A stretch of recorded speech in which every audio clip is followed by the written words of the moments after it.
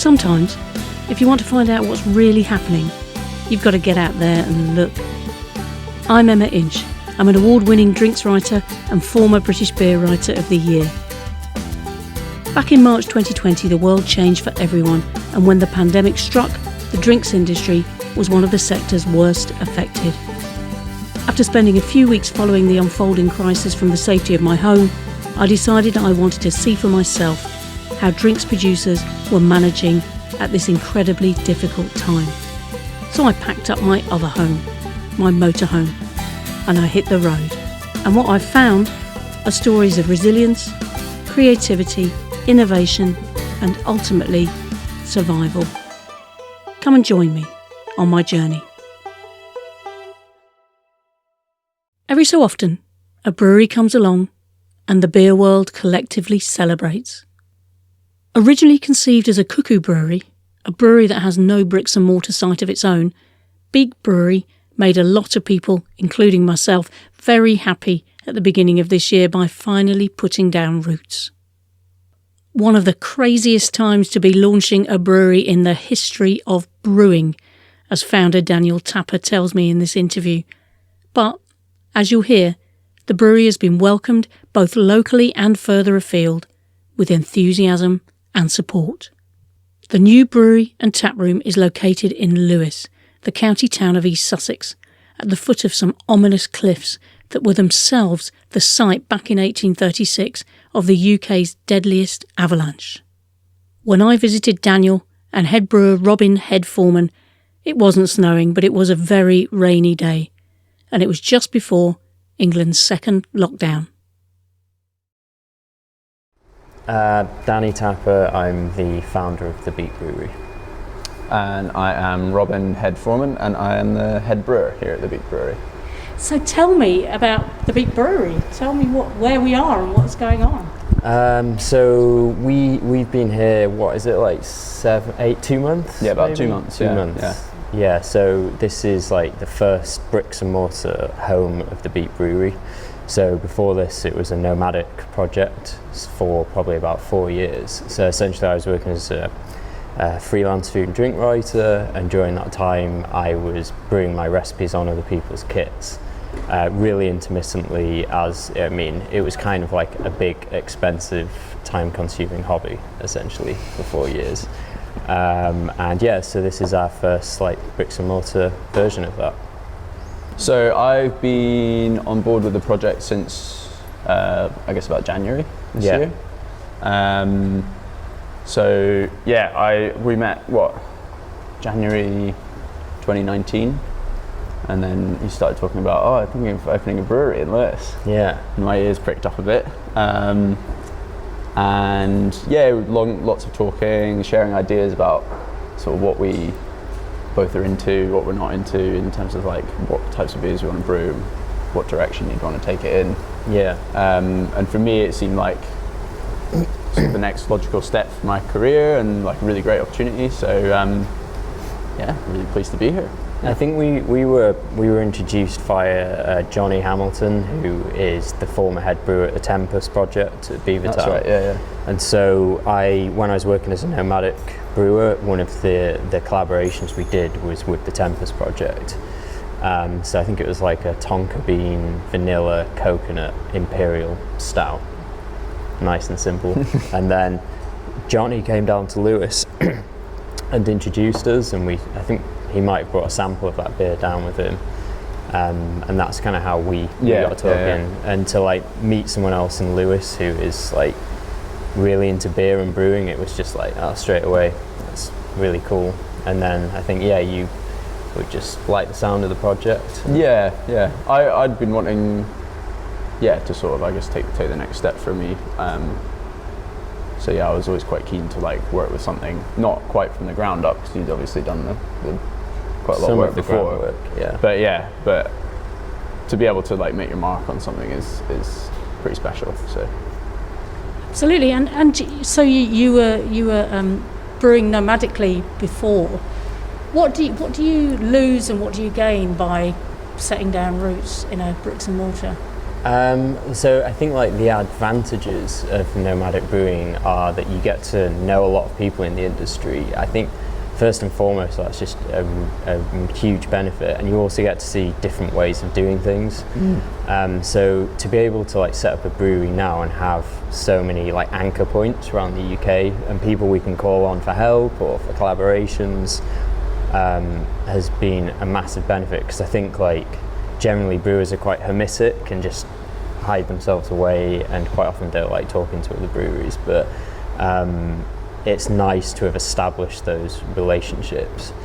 But there are like massive downsides to nomadic brewing, mainly that you don't have full control of the production process. And now it's like just amazing to be able to control like every aspect of production. It's consistency if you've got your own, you know. Yeah, but like the benefits are absolutely huge as well. Like absolutely blessed to get to work with people like North Brew Co, you know, Northern Monk, Tempest Project, Partisan, and towards the end Burning Sky via Robin. So I don't know if you know that basically when we signed the lease to this building, suddenly obviously there was a huge lockdown, so it was kind of one of the craziest times to be launching a brewery in the history of brewing. And kindly like Mark from Burning Sky stepped in and let us use his kit for the first few nomadic batches whilst we were still setting up here. So to be able to work with people, yeah, like Northern Monk, North Brew Co, Burning Sky is just like a huge privilege.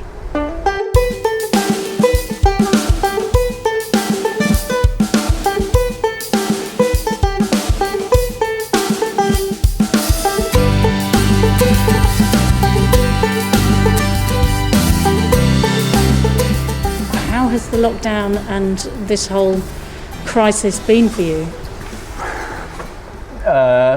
Challenging, but I would say because of the timing of it, we've been able to, like, we weren't already down a path when lockdown hit.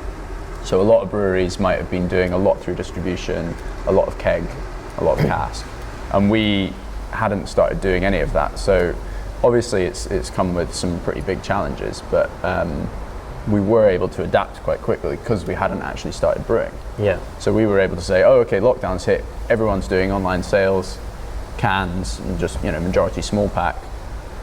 Let's do that, and we could adapt before. So it's kind of all we've ever known. It's almost like we're born out of lockdown. Yeah. We've never, as a business, we've never known anything but this situation. And like the business plan was super cautious. So it was like, let's just brew twice a month.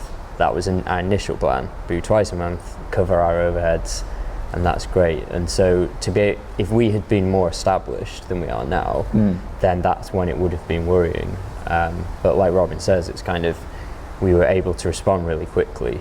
Like one of the things we did decide to do quite early on was just do small pack, essentially, and just get that out directly. So the web store, obviously we were able to... Yeah, the web store's been massive. Yeah, like to be able to get beer like out to people privately was like a huge help during lockdown.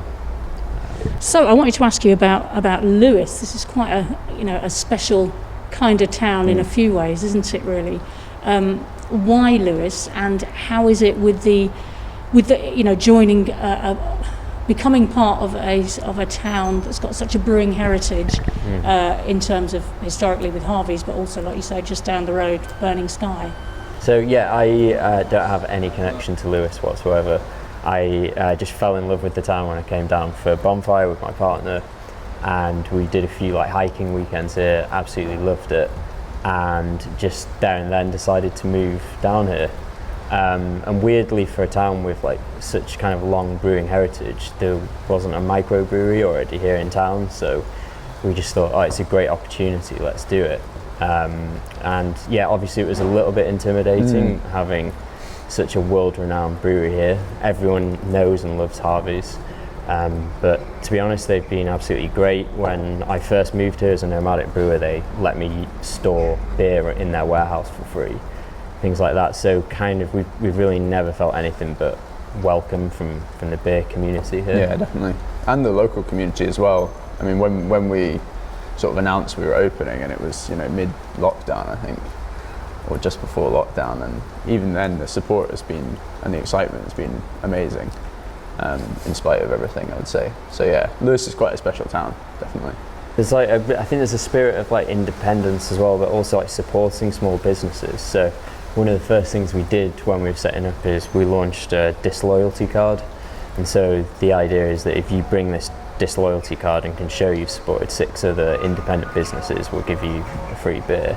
And just like things like that, like I think the small businesses here like club together and kind of look out for each other. Like one of our regulars here is Patch, who runs Patch Beer Cafe, and it's like instead of seeing us as like competitors or anything like that, he's been our number one supporter. He's at a table every weekend. Yeah, exactly. So you mentioned that previously you were a food and drink writer.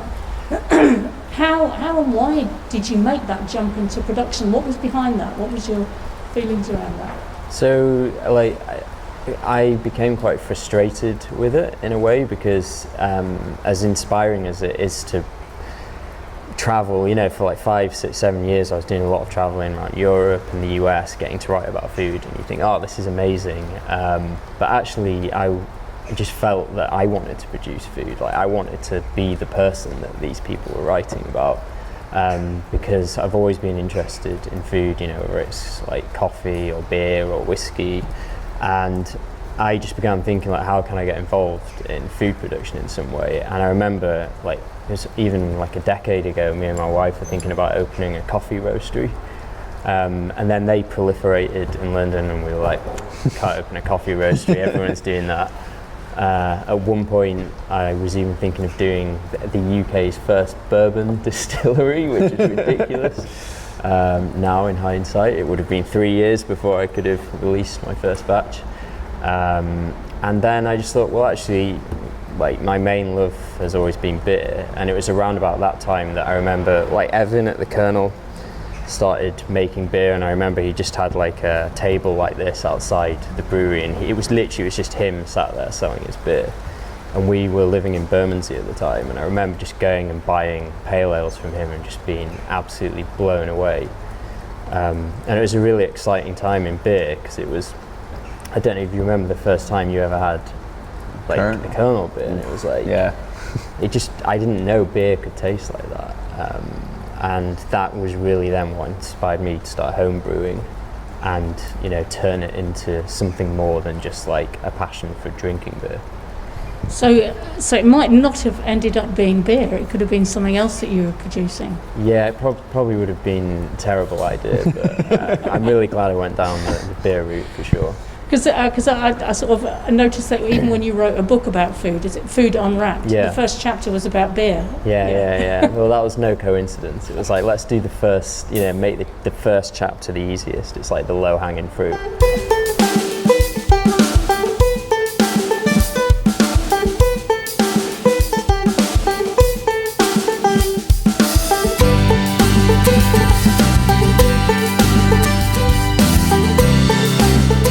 Home brewing, what's so special about that? Were you both home brewers?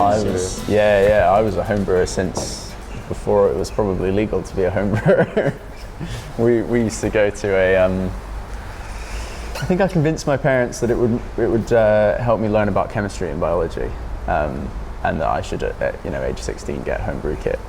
And there was this tiny little dingy home brew store down in Leith, which, if you know Edinburgh, is slightly dodgy for a 16-year-old to go walking around some bits of it, and just down the end of this little alley or like little small side street. Me and my friends started homebrewing, and I've got to say the first batch was terrible. But we just kind of kept at it and quite enjoyed playing around with different ingredients, and you can kind of do what you want. There's no rules when you're doing that. And then we got into doing some homebrew competitions and won a couple, and then we sort of realised, I could actually do this as a career, and discovered the Masters of Brewing and Distilling at Heriot-Watt.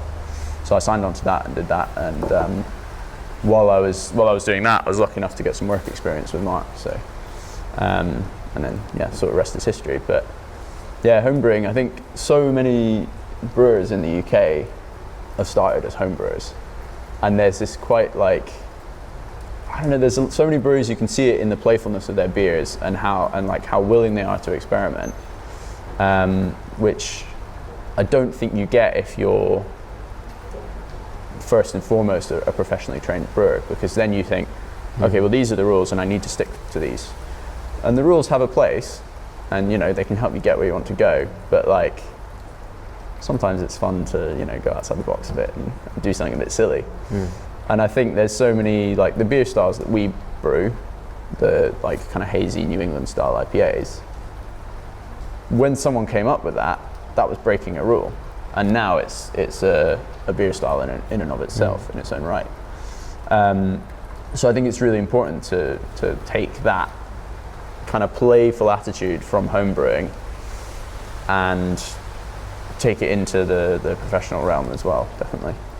Yeah, and I guess you can't really teach playfulness and creativity, so in a way those things are like more special. So if you can find like a team of people who share that ethos, it's really important. But if you can then back it up with quality control, then you're on to like a good thing, Because it's like, it'd be so boring to just create beer that was expertly brewed. It's like, well, yeah, I appreciate expertly brewed beer, but if you don't have that creativity and playfulness, then to me that's what like craft beer is all about. Yeah. I think that's what differentiates it. I mean, the big guys are so good at consistency and hitting things exactly on their numbers. And yeah, as you say, from a brewer's point of view, at least for personally, I quite like obviously hitting those consistencies and that quality, but within that kind of, definitely having a bit of playfulness. Yeah. I think I was probably like too far down the other side as a nomadic brewer. I was like I had like the ideas, but not the kind of like professional brewing experience to be able to back that up. And that's why it's really nice to be like working with Robin, who like has the creativity and like, but also the professionalism and the like quality control and the actual skills to be a commercial brewer. And I think like it's important to be able to recognize like when you need to take a step back and like hand over the reins of certain portions of production over to someone else who's actually better than you are. It's just like, I think we play off each other well though, because so obviously my main sort of professional tutelage has been through Mark, who has a very restrained sort of style. He's never over the top. It's all very balanced and really quite refined brewing. And so I think I'm sort of quite not want to rein things in, but just maybe, I don't know, we play off each other well. You're like, let's go big, and I'm like, let's go. And then where we meet in the middle ends up being quite well balanced. I think it works quite well. Yeah, we have these like delicate conversations where we dance around each other, like trying to be polite, like pulling the beer in different directions, and then like meet in the middle. So. And what would be different if I had arrived this time, but we hadn't had COVID, we hadn't had that? What would look different here, or what would be different here, do you think? I think it would have been more stressful setting up this business without lockdown, because in a way the brewing industry was in such a rhythm and so fast paced before lockdown. It's actually slowed everything right down, and it's given it like us as a startup like a little bit of breathing space, because we don't feel that need to be like at every beer festival. Well, we would probably be looking a lot more tired having been at Indie Man, London Craft Beer, hopefully we would have been at those, but just trying to keep ahead of it. It's super fast paced, whereas in a way like everyone has been forced to take a step back. Obviously it's been terrible, for the brewing industry in a lot of ways, but just trying to look at a positive, I think for us it's probably just slowed things down, given us a bit of breathing space. I think we've probably focused more on the local and certainly on the tap room. Yeah, that's We've true. given a lot of energy towards the tap room to try and really garner that local support. And I think, I don't know, I mean, it's a what if, I don't know what we would have done differently. But certainly, given the circumstances, I think it's caused us to really look locally and really focus on that. Yeah, like in the business plan, Yeah. we were like, tap room will sell, like we might have 15 people down here over a weekend, and I literally just envisaged like a dozen few people, tables, like yeah. beer nerds, Yeah. like mainly me and Robin and our friends and partners, just sat here having a few quiet drinks. And the first weekend we opened, you know, we had like 300 people through the day here, and it's been like that every single weekend since then. So yeah, like I guess lockdown has made us focus more on the tap room. And tell me about the artwork. It's really distinctive. Tell me what's the story about that? And Oh yeah. A lot of people ask about the logo, and I think it's because it doesn't correspond to the name of the brewery. So people are kind of like, why is it called the Beak? Why is there a man walking with a book? Like some people on Instagram yesterday did a thing. They were like, what is he reading? And I just said, it's a free pint to anyone who can guess what he's reading. And no one's guessed correctly yet. But I think like You're going to reveal all, Danny. I think so, yeah. Like the idea originally behind it was, so Jay Cover is a friend from back home in Leeds. He's a really amazing artist, and he basically created the logo as a favour. And he asked like what I wanted, and I was just like something that doesn't look like a brewery logo, because I guess the brewing industry can be quite a like macho sort of place, and we just didn't want to create something that felt like that. So he said, oh well, what's important? And I was like, well, as long as it in some way symbolises the movement of like an itinerant nomadic brewer, and maybe the fact that like wherever I go I take like my recipes. And so he created this walking man with a big bottle of beer. This was pre-cans. And a recipe book, like a beer recipe book in his hands. And yeah, just like fell in love with it straight away. It kind of feels more like 1980s like wine, French wine label. But yeah, the name The Beak is just kind of a reference to the, I guess, cuckoo brewing aspect, root of the brewery.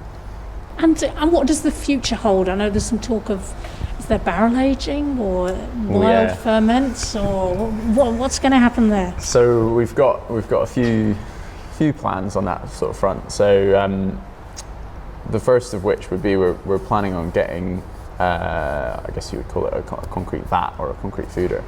So a lot of wineries have been, you know, using concrete for years,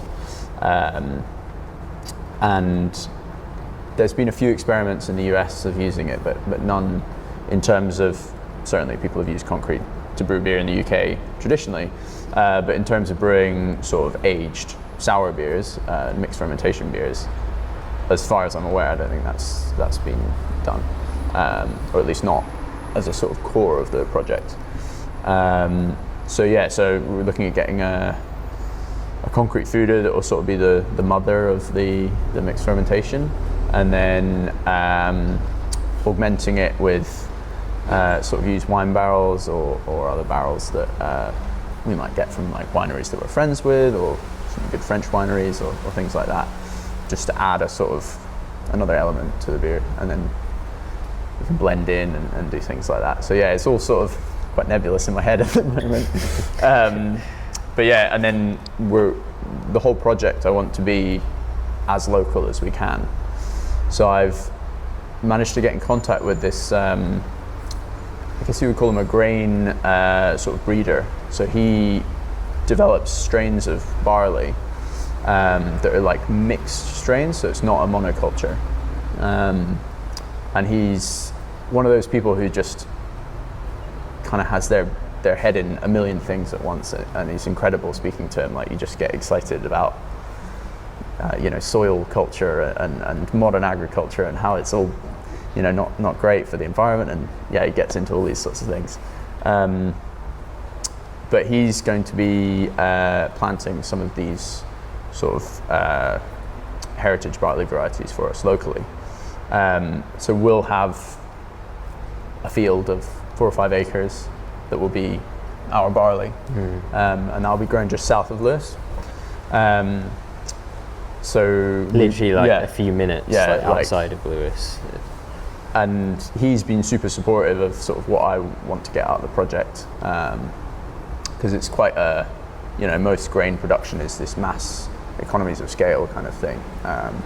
So it's been really cool to work out like the logistics of that and actually be like, oh, this can work. And I think it's so important for the project to have that link to Lewis in something so fundamental to beer, but also that I think is quite often overlooked in terms of malting and barley. It's hops are the sexy star of the show at the moment, and it's people forget that grain is really what makes beer and has always made beer. So I'm excited to use these barley varieties because it's not one strain in this mix. It's going to be a mix of 100, 200 different varieties in this bag that we get. So it'll be very interesting to brew with, very interesting to malt, probably quite tricky, but hopefully will give us some really unique flavours.